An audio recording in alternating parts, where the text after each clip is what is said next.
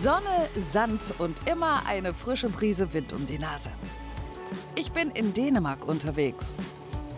Da, wo man nicht nur wunderbar im Sand buddeln, sondern auch richtige Kunstwerke draus machen kann.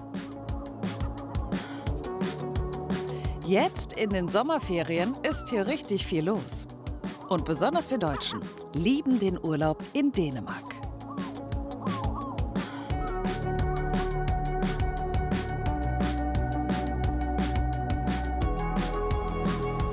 Also das Schöne an Dänemark ist ja, dass man es nie weit bis zum Wasser hat. Heute bin ich in Wiedesande unterwegs oder wie die Dänen sagen, Säle, was so viel heißt wie weißer Sand. Und ich finde, wenn man diesen Traumstrand sieht, dann passt das doch perfekt. Die kleine Hafenstadt Wiedesande liegt direkt an der dänischen Westküste, auf der Näherung Holmsland-Klit. Hier gibt es beides. Die raue Nordsee auf der einen Seite und der Ringkøbing-Fjord auf der anderen Seite. Und der Landstreifen dazwischen ist an mancher Stelle nicht mal einen Kilometer breit. Hier am Strand kann man super auf den Wellen reiten. Oder sich in die Wellen schmeißen. Und die Dünen sind hier manchmal so groß und hoch, dass es extra Seile gibt, an denen man sich auf dem Nachhauseweg wieder hochziehen kann. Wiedesande gilt als einer der Hotspots für Surfer. Kein Wunder, dass wir Deutschen so gerne hier hinkommen. Und wir lieben die gemütliche Art der Dänen. Sonntags morgens zum Beispiel rücken die Einheimischen am Tysker Hafen gerne zusammen, wenn sie sich in den alten Fischerhütten zum Kartenspielen treffen und schnacken. Andere gehen lieber eine Runde ins Städtchen, zum Bummeln und zum Eisessen. Ich bin gespannt, was ich hier in den nächsten Tagen erlebe und freue mich auf die Menschen hier. Es heißt ja immer, die Dänen sind alle tiefenentspannt. Liegt bestimmt an dem tollen Wetter hier und dem Wasser vor der Nase. Und was ich auch nicht wusste, hier kann man neuerdings sogar sein Abitur auf dem Surfbrett machen. Die ersten künftigen Surfabiturienten heißen Alvilde und Sitzel, Matthias und Elliot. Und ihr Surflehrer, der heißt Rasmus.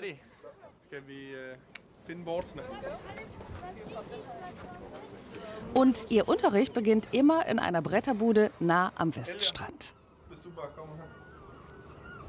Hier lagern die unterschiedlichsten Surfboards. Für jedes Wetter ist was dabei. Wir wählen unsere Boards immer nach den Wetterbedingungen. Also heute ist da ein bisschen mehr Action auf dem Wasser. Deshalb nehmen wir besser mal etwas kleinere Boards als gewöhnlich. Wir haben hier eine Menge Bretter und wählen immer die beste Option für den Tag.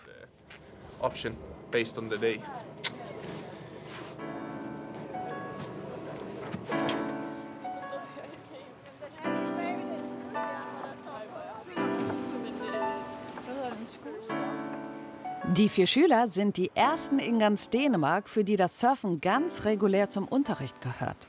Sie haben es gut getroffen. Ihr Klassenzimmer ist der weitläufige Strand. Und die trockene Theorie, die gibt es im nassen Sand. Herude på den her sandbanke. Lidt tættere bag her. Det bliver rigtig godt. Mehr Praxisnähe geht nicht. Bølgerne. Before we go to the water. Bevor es ins Wasser geht, unterhalten wir uns über die jeweiligen Ortsbedingungen. Wir surfen ja manchmal auch an anderen Spots an der Nordseeküste. Es kommt immer darauf an, woher der Wind kommt, woher die Wellen kommen, was nach einem großen Sturm beispielsweise passiert, wie sich Sandbänke verschieben und all diese Dinge. Solche Besprechungen am Strand machen dieses Surf-Abi-Projekt auch so einzigartig, dass wir dieses Ozeanwissen vermitteln können. Viel mehr, als es jeder normale Surfkurs leisten kann.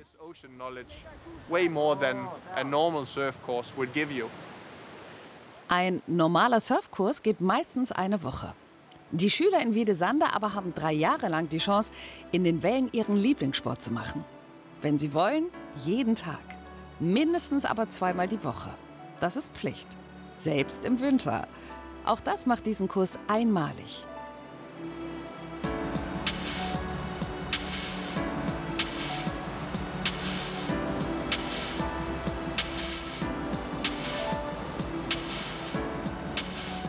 Die Idee, das Surfen mit dem Abitur zu kombinieren, hatte Schuldirektor Lars Rösen.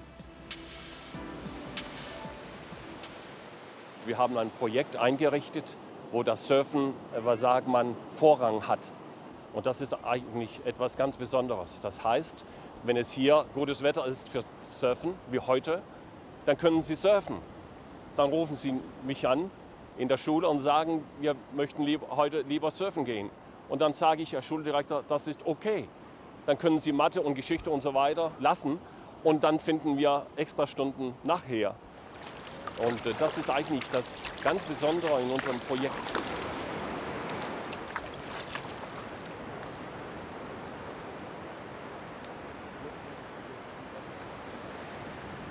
Wir sagen, ihr könnt ein Abi kriegen, aber wir können auch surfen. Wir können hier in Wiedesanne wohnen. Das ist auch was ganz Besonderes.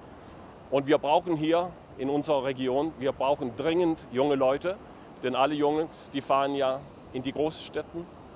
Und wir möchten hier, wir haben etwas, was die in Kopenhagen nicht haben. Wir haben das Meer, wir haben den Wind und so weiter. Das können sie nicht anbieten. Und deshalb haben wir unser Projekt hier eingerichtet. Und das ist ein großer Erfolg. Matthias Nielsen war der Erste, der beim Surf-Abi-Projekt mitmachen wollte. Jetzt lebt er hier in einer WG mit anderen Surfschülern. Wir haben eine wirklich gute Stimmung beim Lernen und wir konzentrieren uns alle auf unsere eigenen Ziele. Aber gleichzeitig sind wir alle zusammen im Wasser, machen ein paar Sachen. Ich habe mit dem Surfen in Brandes angefangen. Das liegt in der Mitte von Dänemark. Ich habe 2 Stunden gebraucht, um surfen zu gehen. Jetzt sind es 5 Minuten Fußmarsch. Das ist schön. Für die 17-jährige Sitze Bringsjot ist das Surfen mehr als ein cooles Schulfach. Für sie ist es der Ansporn, die Schule zu schaffen. Für mich ist die Schule eine ganz schöne Herausforderung. Ich hatte die Schule schon einmal geschmissen, aber dann habe ich von diesem Projekt gehört. Das war meine Chance. Ich kann machen, was ich sehr mag und ich ziehe daraus Energie, die ich für die schwierigen Schulfächer brauche. Und damit auch einen Abschluss schaffe.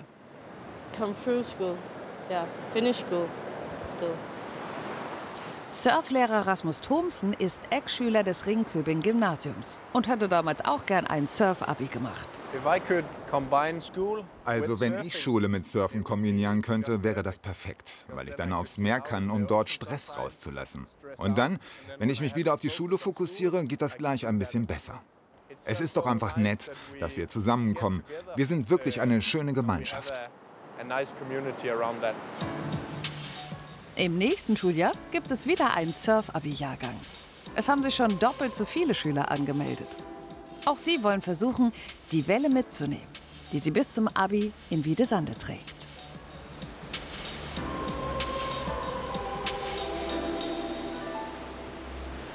Mit dem Surfbrett das Abi machen, also das hätte mir auch gefallen. Ich will es jetzt mal probieren, aber ein bisschen anders. Und zwar da, wo Anfänger super üben können. Direkt drüben, am Ringköbing-Fjord. Hier bin ich mit Finn Dirks verabredet, gebürtiger Flensburger, aber mittlerweile glücklicher Miteigentümer einer Surfschule in Wiedesande.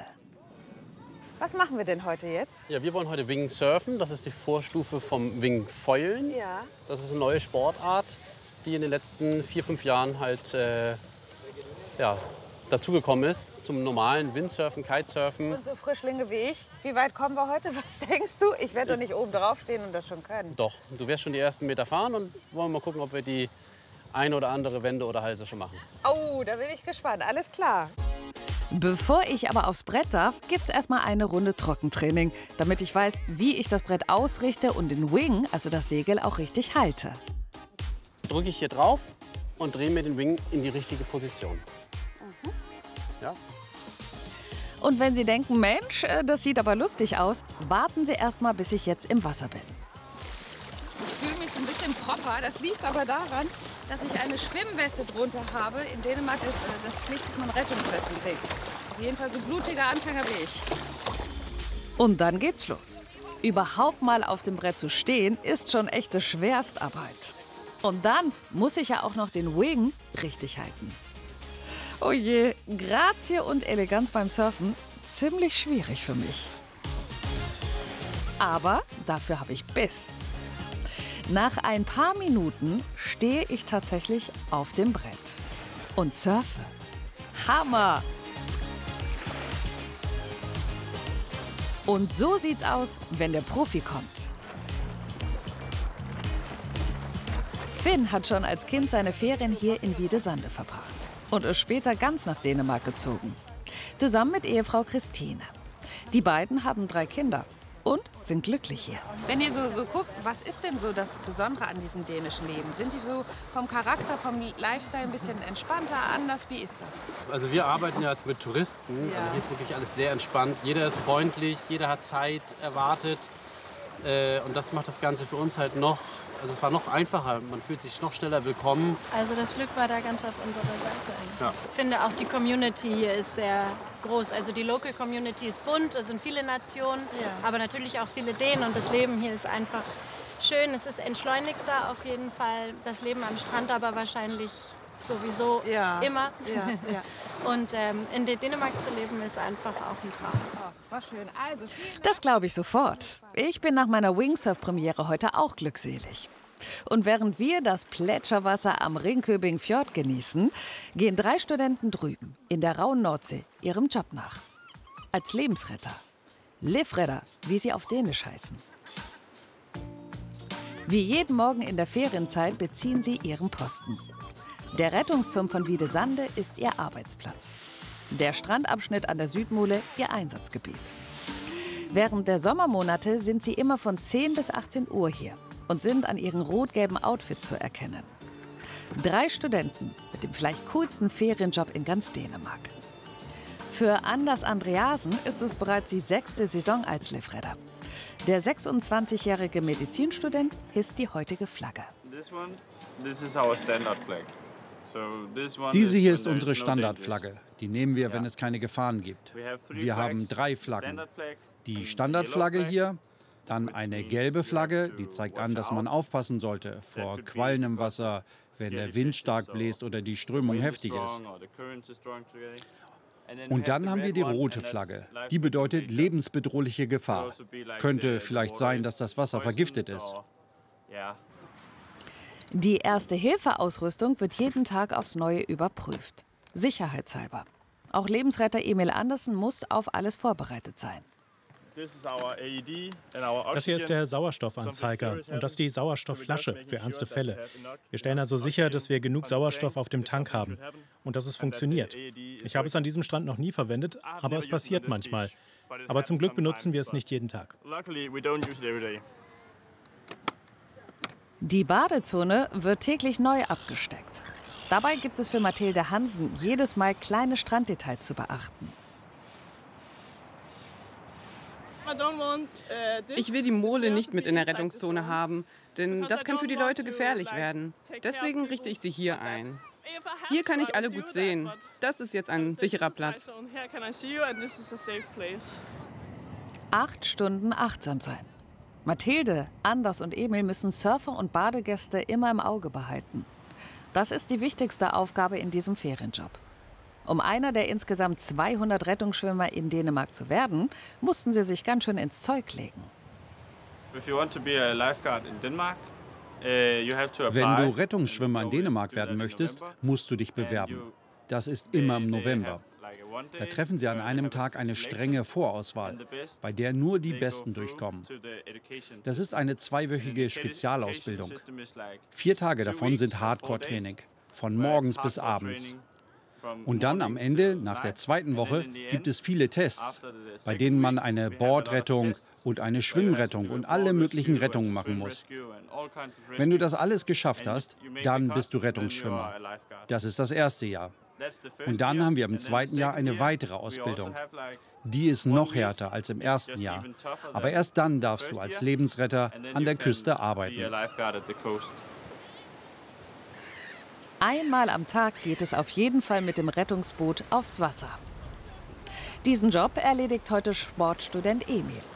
Er ist der Jüngste in der Crew. Der 24-Jährige ist zum 4. Mal als Lifeguard dabei. Ja. There's a wave coming now. Oh, big wave. So, what we are doing right now Wir stellen jetzt sicher, dass das Boot funktioniert, dass der Motor arbeitet und wir gucken, wie die Bedingungen heute sind. Wie man sehen kann, gibt es heute einen Haufen Wellen. Vom Strand aus gesehen erscheinen die gar nicht so hoch, aber hier draußen, da sind die viel höher als unser Boot. Deshalb ist es wichtig, einmal am Tag raus aufs Wasser zu fahren. Einfach um die Strömung zu erfühlen und den Wind, wie der die Schwimmer abtreibt.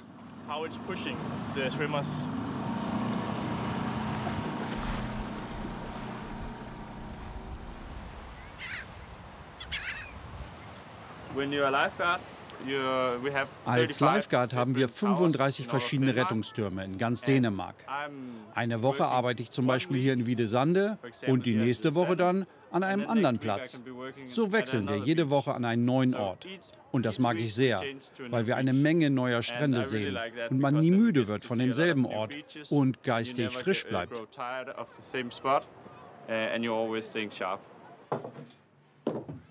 Lifeguards müssen auch Teamplayer sein und sollten auf wenigen Quadratmetern miteinander klarkommen.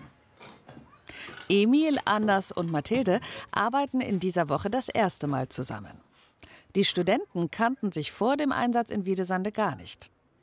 Es ist eine besondere Beziehung.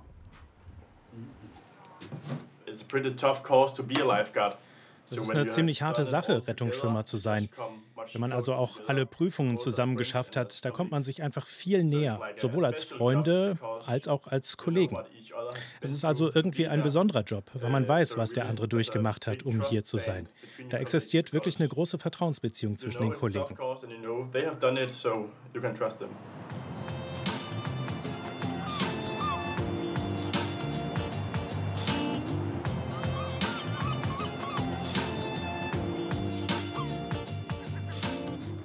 Heute ist es ruhig geblieben. Die Rettung eines Sonnenschirms ist die größte Herausforderung. Wenn es nach Mathilde geht, kann es so in den nächsten Wochen weitergehen. Ich würde sagen, dass ich wirklich eine glückliche Rettungsschwimmerin bin. Und ich habe echt nette Kollegen. Und ja, man hat viel Sand im Haar und in den Schuhen, aber das ist perfekt. Das ist wirklich schön.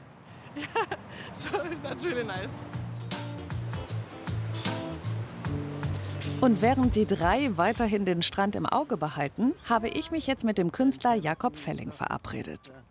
Eigentlich wohnt der 51-Jährige in Roskilde bei Kopenhagen. Aber diesen Sommer arbeitet er 2 Wochen in Wiedesande und zeigt mir einen seiner neuen Lieblingsplätze. Die Werft am Hafen. Da, wo die dicken Pötte wieder flott gemacht werden, gibt es genug Motive.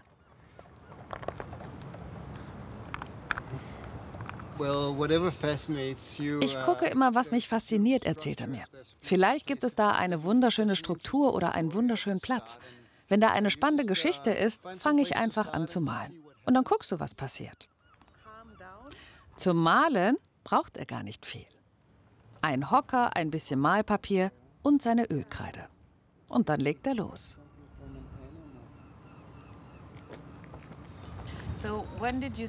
Ich will von ihm wissen, wann er zum Malen gekommen ist. Ich habe erst mit 35 angefangen zu malen, sagt er. Vorher habe ich Bücher geschrieben. Aber ich wollte immer malen und habe dann eines Tages einfach losgelegt. Und dann habe ich jeden Tag gemalt und geübt. Ja? Ja, sagt er, ich war ein Spätstarter. Aber genauso habe ich auch das Schreiben gelernt. Ich habe einfach angefangen. Und wenn du das wirklich mit viel Disziplin immer wieder machst, dann ist sowas möglich. Jakob Felling sagt, beim Malen kommt er zur Ruhe und entdeckt so die Welt am besten. Seine Devise? Einfach loslegen und machen. Und nicht viel drüber nachdenken, dass es jemand anders noch viel besser kann. Ob die Krabbenkutter am Hafen oder die Boote hier am alten Tiska-Hafen. In Wiedesande gibt es jede Menge zu entdecken. Das hier ist der alte Hafen, erzählt er. Das sind die Pfähle von den Fischernetzen und ich sitze wirklich gerne hier. Man hat einen guten Blick auf die Boote und die Häuser. Im Hintergrund. Das ist perfekt hier.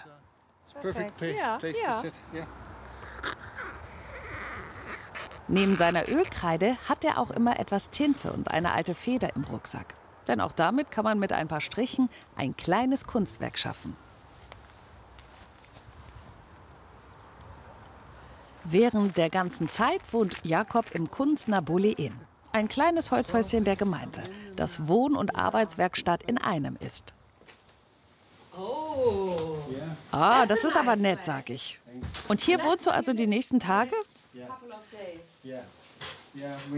Ja, eine Woche bin ich schon hier, erzählt er mir. Und ich bleibe noch ein paar Tage. Ich will wissen, und hier hängen deine Bilder, die du jetzt gemalt hast? Das ist ja schön. Ja, sagt er, das sind die Bilder, die ich an der Werft gemalt habe. Ich war auch mit den Fischern unterwegs. 5 Tage die Woche muss er seine kleine Galerie für Besucher öffnen und darf dafür 2 Wochen umsonst wohnen und arbeiten. Dann zieht der nächste Künstler ein. Auch wenn alles ziemlich klein und übersichtlich ist, Jakob Felling hat richtig Spaß an dem Sommerkunstprojekt. Und so viel Kreativität steckt offensichtlich auch die Nachbarn an. Gerade gucke ich bei Jakob aus dem Fenster und sehe, diese Familie, das sind die Nachbarn und die malen auch. Ich finde das so eine kreative Nachbarschaft. So, you're just all of them drawing on the Sunday morning. Darf ich vorstellen, Familie Höckberg-Hansen aus Ebeltoft. Die machen es genauso wie Jakob. Einfach loslegen und machen. Und nicht nur Familie Höckberg-Hansen verbringt ihre Ferien in Wiedesande, sondern auch viele andere. Am liebsten in den kleinen, süßen Ferienhäusern zwischen den Dünen. Und damit die immer gut in Schuss sind, ist ein ganzes Hausmeisterteam unterwegs. Dabei nennen sie sich in Wiedesande lieber Servicetechniker. So wie Altmeister Erland Norgard und Jungtechniker Christian Christensen. Die beiden arbeiten für den größten Hausverwalter in der Region. Der erste Auftrag heute: die dänische Flagge vor einem Ferienhaus reparieren. Genauer gesagt, die beiden wollen die marode Schnur auswechseln. Die Flagge lässt sich nicht vernünftig hissen und wieder einholen. Der erste Auftrag des Tages ist eigentlich kein großes Ding für Erland und Christian. Doch dieses Mal gibt es unerwartete Probleme. Oft ist es so, hinten können wir festhalten. Ist ein älteres Modell, hier können wir nicht. Wir haben mit Öl versucht. Aber wir brauchen einen Leiter und dann springt Christian jetzt hoch und dann kriegen wir es hin. Ja. Servicetechniker Erland hat ganz schön viele Ferienhäuser zu betreuen. Allein in dieser Siedlung stehen ca. 500 Häuser. Die Hälfte davon wird von den dänischen Besitzern vermietet. Und um genau diese Häuser und deren Gäste kümmern sich Erland und viele Kollegen. Die Gäste, wenn die Probleme haben mit Fernseher, Internet oder Fenster, was undicht ist, oder ein Schloss, weil hier kommt viel Sand. Die Schlosser, die müssen wir ab und zu olieren und so. Und das ist unsere Aufgabe, unsere Servicetechniker-Aufgabe. Am Wochenende zum Bettenwechsel haben die Servicetechniker am meisten zu tun. In der Hochsaison flitzen neben Erland und Christian mehr als ein Dutzend Servicetechniker durch die Region und kümmern sich um die Probleme. Die Urlauber kriegen davon meist nichts mit. Wir gucken hier, der ist ein Außenwhirlpool hier. Da müssen wir noch ein bisschen extra Chlor da reinmachen. Ja. Den Pool mit Chlor zu befüllen, ist eine Routineaufgabe. Muss man aber auch erstmal können. Die beiden müssen von vielen Gewerken etwas verstehen. Christian ist seit 4 Jahren dabei und hat direkt nach dem Abitur als Servicetechniker angefangen. So ein junger Mann wie Christian hier, er war ja total grün, ist nur in der Schule 12 Jahren gegangen und Handwerker war er bestimmt überhaupt gar nicht. Kann ich ruhig sagen. Aber die kommen ja mit einer erfahrenen Servicetechniker raus. Und dann haben die so verschiedene Aufgaben und im Prinzip werden die jeden Tag besser und besser Servicetechniker, weil die lernen was Neues jeden Tag. Ja. So, super. Erledigt. Und weiter geht's. Erland und Christian arbeiten sich durch die Siedlungen, machen Kilometer und sammeln weitere Aufträge. Die beiden arbeiten für die größte Ferienhausvermittlung an der dänischen Westküste. Insgesamt 5000 Ferienhäuser müssen sie betreuen. Hier in der Zentrale laufen alle Aufträge ein. Für Erland ist heute nur wenig dabei. Dienstag ist nicht so stressig wie Montag zum Beispiel. Montag da haben wir wirklich was zu tun. Ja. Am Wochenanfang, wenn die Gäste frisch eingezogen sind, laufen gern mal doppelt so viele Serviceaufträge in der Zentrale ein. Heute ist es ruhiger. Es fehlt nur noch das passende Werkzeug für eine wichtige Aufgabe. Unser Spezialleiter, ja. Da ist doch noch das Problem mit der Flagge. Die Dannebrog, wie die dänische Nationalflagge heißt, muss morgens um 8 bzw. bei Sonnenaufgang gehisst und bei Sonnenuntergang wieder eingeholt werden. So will es die dänische Tradition. Die Flagge vor dem Ferienhaus sollte also heute noch repariert werden.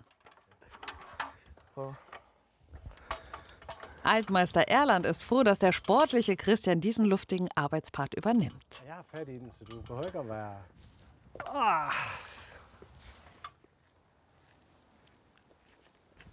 Die kleine rote ganz oben ist nicht befestigt. Und da kriegt so Superkleber. Dann hält das noch ein paar Jahre. Wir müssen immer eine Lösung finden. Ja, wir arbeiten gut zusammen. Ja. Sah ja fast Profis aus, oder? Ja.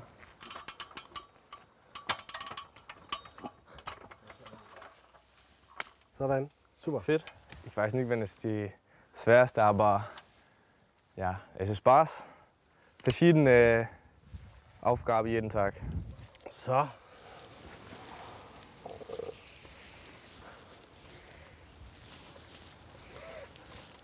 Ja, sieht gut aus. Neue Schnur. Sieht frisch aus. Fehlt nur ein bisschen Wind. Sieht schön aus. Wir können weitermachen. Ganz genau. Die einen werkeln an den Häusern, die anderen direkt am Wasser. Ich habe mich mit der Strandrangerin Hanne Quist-Jensen verabredet. Sie kümmert sich um den Strand und den Erhalt der Dünen in Wiedesande. Heute geht sie Dünengras pflanzen und nimmt mich mit. Denn die Dünen und das Meer liegen ihr seit ihrer Kindheit am Herzen.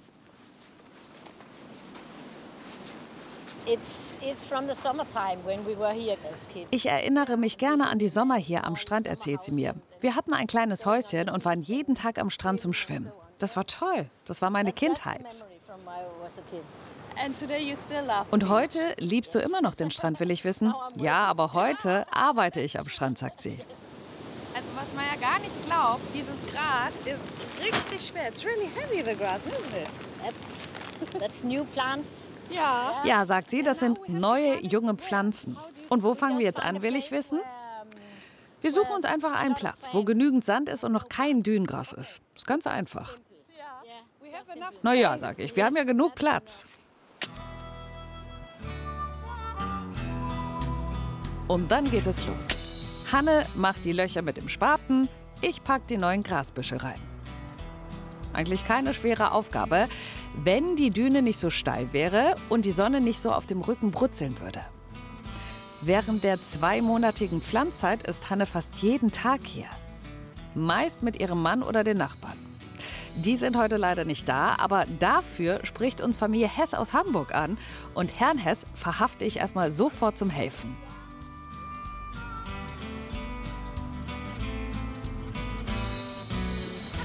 Wie geht's Ihnen? Ist anstrengend, ne?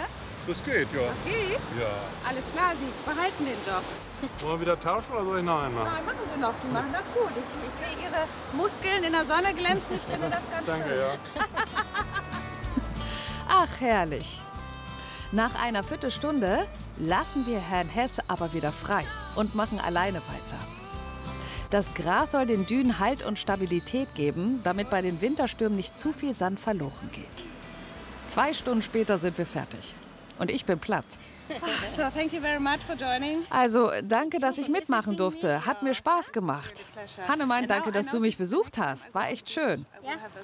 Und ich sag ihr, das nächste Mal gehe ich mit anderen Augen an den Strand. Ja, da kannst du gucken, was du geschafft hast. Vielleicht ist unser Gras noch da. Na, also das hoffe ich ja wohl. Ich werde das nächste Mal gucken. Diese wunderschönen Dünen in Dänemark verdanken wir also auch Menschen wie Hanne Jensen. Und wenn Sie das nächste Mal am Strand sie treffen, dürfen Sie gerne mithelfen. Nur ein paar Kilometer von Hanne Jensen entfernt, direkt hinter den Dünen, wohnt der Fotograf Jakob Gerlof Eja. Auch er liebt die Nordsee. Heute hat er noch ein wichtiges Fotoshooting, aber vorher ist Familienzeit. Vor 6 Monaten haben er und seine Frau Sophie den kleinen Noah bekommen, der die beiden ordentlich auf Trab hält. Oh,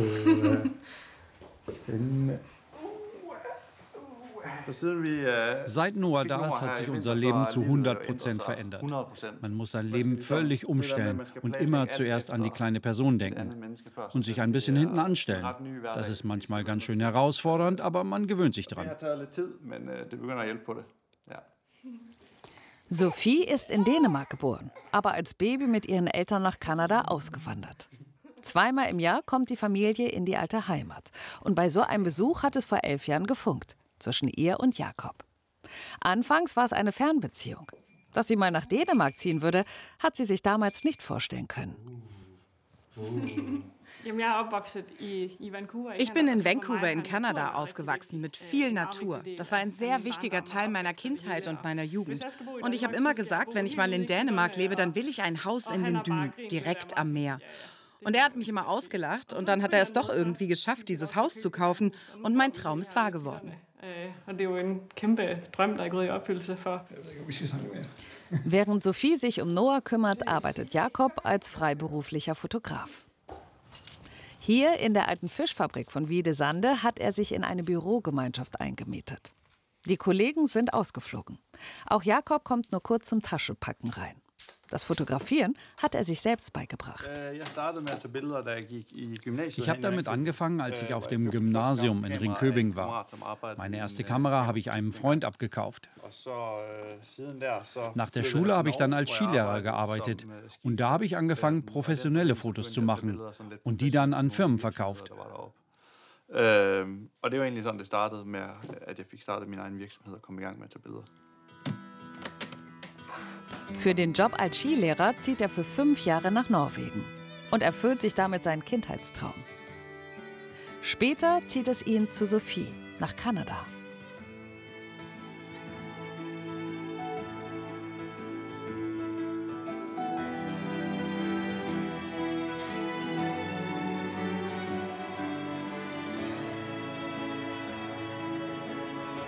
Und schließlich zurück in die Heimat nach Dänemark.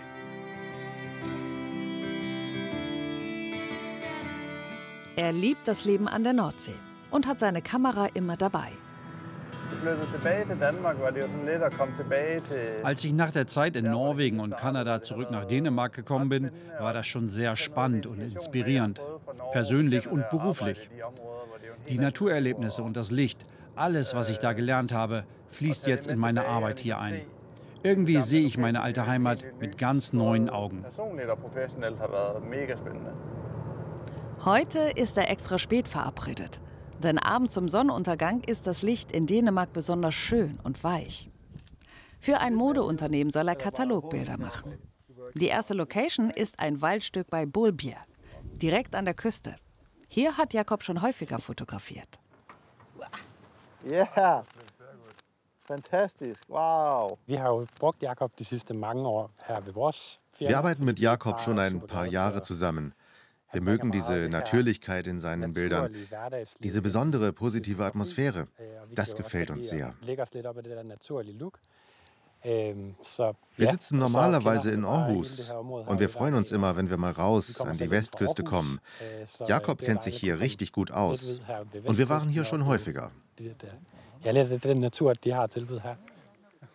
Jonas Norbør und Jakob kennen sich vom gemeinsamen Foto- und Filmstudium in Aarhus, wo sie gelernt haben, mit Bildern Geschichten zu erzählen und Filmproduktion zu organisieren. Bevor die Sonne untergeht, will Jakob noch ein anderes Set probieren. Er fährt mit dem Team runter zum Strand. Seine beiden Models, Katrine und Morten Uhl, sind im echten Leben verheiratet und sind auch Fotografen. Ich kenne Jakob schon seit vielen Jahren. Wir sind beide in der Surfbranche. Wir haben schon oft zusammen gearbeitet und seitdem helfen wir uns immer gegenseitig. Heute eben als Model.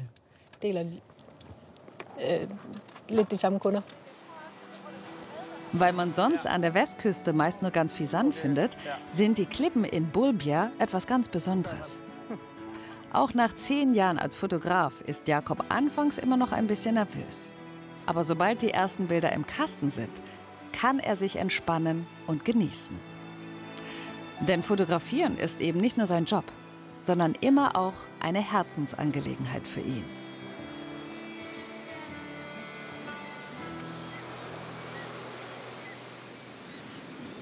Und jetzt kommt noch was richtig Spektakuläres. Ich bin an den Vierre-Strand gefahren, 45 Kilometer südlich von Wiedesande. Denn hier treffen sich heute Abend Paraglider aus ganz Dänemark zum Abheben.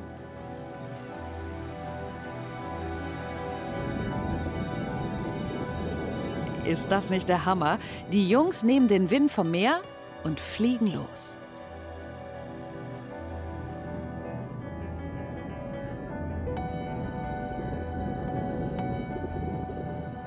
Und einer, der es besonders gut kann, ist Danny Koch.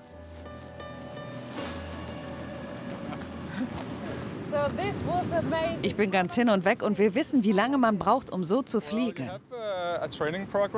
Er sagt, das ist ein Trainingsprozess. Rund 1,5 Jahre braucht man, bis man fliegen kann. Aber seine spektakulären Flugparaden, die trainiert er schon fast 6 Jahre, erzählt er mir. Danny sagt, man kriegt einfach den Kopf frei. Das Fliegen entspannt ihn. Man denkt an nichts anderes außer Fliegen, sagt er. Für ihn ist das schon fast so was wie Meditation. Einfach super entspannend. Ja. So it's really like a zen moment for me. Yeah, it's super relaxing, even though it doesn't seem like that. Paragliding kenne ich nur aus den Bergen. Aber weil es die in Dänemark ja eher weniger gibt, wird eben der Strand zur Start- und Landebahn. Auch Carsten Dahm hebt regelmäßig ab. Die Jungs gucken jeden Tag, an welchem Strand der Wind am besten ist. Wenn man so fliegen will, kann man direkt loslegen oder muss man eine Prüfung machen oder wie ist das? Kann das jeder machen? Ja, jeder kann es machen, aber man muss in einen Verein einsteigen. Okay. Es ist in Dänemark zumindest dasselbe wie ein Führerschein. Okay, so, ja. Das geht unter das Trafikministerium. Ja, so, Verkehrsministerium. Ja, Verkehrs, ja. So, man muss lernen, wie die Regeln sind im Luft. Man wird ausgebildeter Pilote und man darf in Dänemark bis 1050 Meter fliegen. Alles klar. Also Höhe. Ziemlich hoch. Ja. Und hier gilt auch wie beim Autofahren rechts vor links, oder? Genau. Wirklich? Genau, ja. Ja, da gibt es Regeln da oben und die folgt man. Eine weitere Regel: Beim Starten und Landen sollen die Dünen unversehrt bleiben. Ich bin begeistert von den Jungs, wie sie so scheinbar schwerelos über den Sand fliegen. Carsten hat mir ja das nächste Mal einen Tandemsprung angeboten. Aber ob ich mich das traue... Aber es gibt ja noch andere Höhenabenteuer, die man an Dänemarks Westküste erleben kann. Nur ein paar Kilometer von Wiedesande entfernt steht der Leuchtturm Lyngvi Fyr. Auf den will Mareike Konrad heute mit ihren Kindern Emil, Line und Sophie rauf. Und später natürlich auch wieder runter. Dann aber nicht über das Treppenhaus, sondern außen an der Wand entlang. Nur mit einem Seil. Vor 20 Jahren habe ich sowas in der Schule gemacht. Der 38 Meter hohe Leuchtturm ist eins der Wahrzeichen an Dänemarks Westküste. Unten am Turm wartet schon Tourguide Jesper Rosendale auf Mareike. Jeden Mittwochabend bietet er hier die Klettertouren am Leuchtturm an. Doch vor dem Abseilen kommt erstmal das Hochlaufen. 228 Stufen geht es für Mareike Konrad und die Kinder nach oben. Nach den ersten 100 Stufen fangen die Oberschenkel schon an zu brennen. Dafür erwartet sie oben ein gigantischer Blick übers Land. Bei gutem Wetter kann man bis zu 40 Kilometer weit gucken. Der Blick nach unten dagegen ist nur was für Hartgesottene. Nicht alle trauen sich danach runter, mein Tourguide Jesper. Es gibt gute und schlechte Tage. An den guten Tagen kommst du hier hoch und sagst, klar, das mache ich und legst einfach los und kletterst runter. Aber an den schlechten Tagen, da guckst du runter und denkst, nie und nimmer.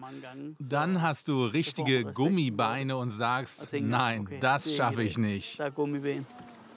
Auch Emil, Sophie und Line haben ganz schön Respekt, wenn sie sehen, was Mama jetzt davor hat. Ich bin ein bisschen aufgeregt und habe auch ein bisschen Angst. Emil fragt seine Schwester Line, wie es denn ihr geht. Die 7-Jährige erzählt, dass sie jetzt auch ein bisschen nervös ist. Findest du das unheimlich? Yes. Ja, er ist nervös für dich. Ja. Und dann geht es los. Die größte Überwindung ist der Moment, wenn man über das Geländer drüber klettern muss. Jesper Rosendale kontrolliert nochmal alle Gurte und gibt dann unten seinen Kollegen Bescheid.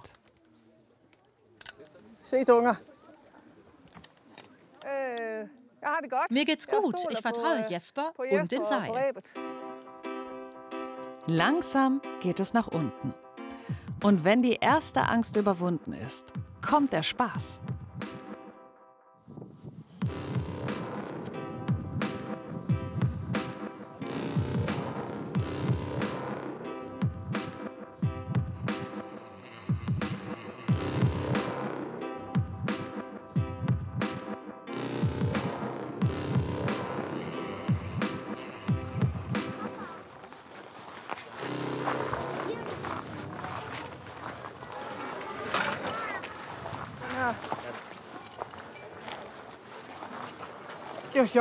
Es hat großen Spaß gemacht. Es war genau, wie ich es in Erinnerung hatte. Und dann gibt es noch eine Überraschung. Denn oben an der Kante des Leuchtturms hat sich plötzlich Emil, ihr Großer, den Klettergurt angelegt und will Mama tatsächlich hinterherklettern. Emil ist 11 und war in den Ferien mit der Familie schon mal im Kletterpark. Aber sowas hat er noch nie gemacht. Okay. Länger noch.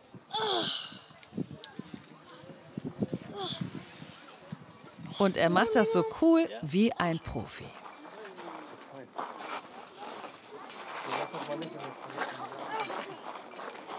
Mama Mareike ist hin und weg, wie mutig Emil ist.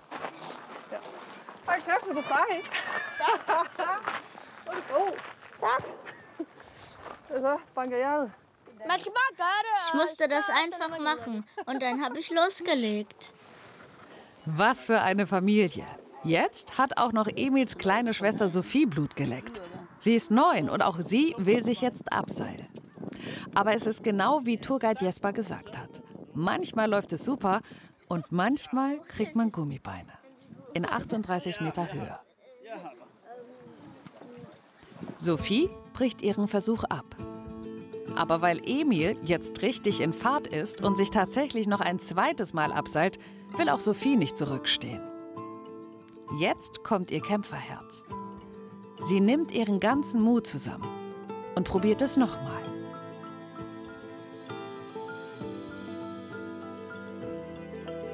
Schritt für Schritt. Mit viel Herzklopfen und weichen Knien. Und dann mit ganz viel Stolz. Diesen Nachmittag werden sie so schnell nicht vergessen. Und weil der Leuchtturm ebenso schön ist und der Künstler Jakob Felling ja gesagt hat, malen kann wirklich jeder, will ich es zum Schluss auch noch probieren. Ich habe mir von ihm Tinte und Papier geholt und lege einfach los.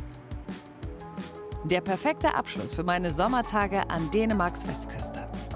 Ich mach's kurz. Dänemark, ich komme wieder.